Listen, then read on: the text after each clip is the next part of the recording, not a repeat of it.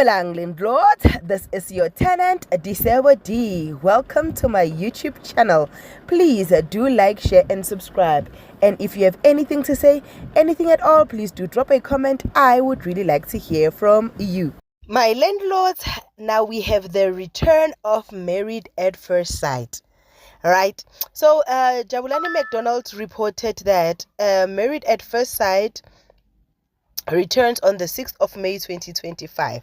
Now the reason why I'm making this video, after everything that has happened, do you think it is like barking a good idea to bring it back? I was not happy like with yeah,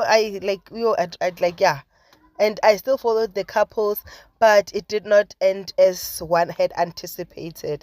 So do you think South Africa is ready for Married at First Sight again?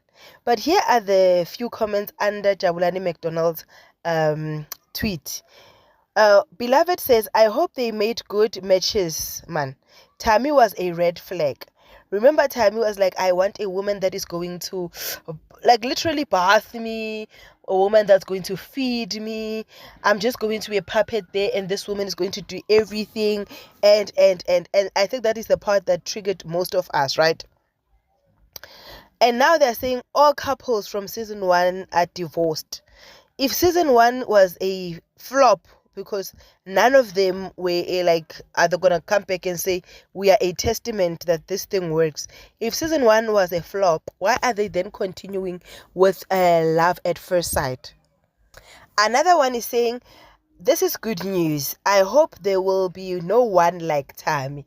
It's just hopeful thinking. I think they want people like Utami, so now and then they do whatever. But now, who also fancy saying my time to shine? I hope also fancy is going to be there and she's going to shine, and we are going to see her getting a good match. Now everyone is concerned under the tweet that the marriages did not go well.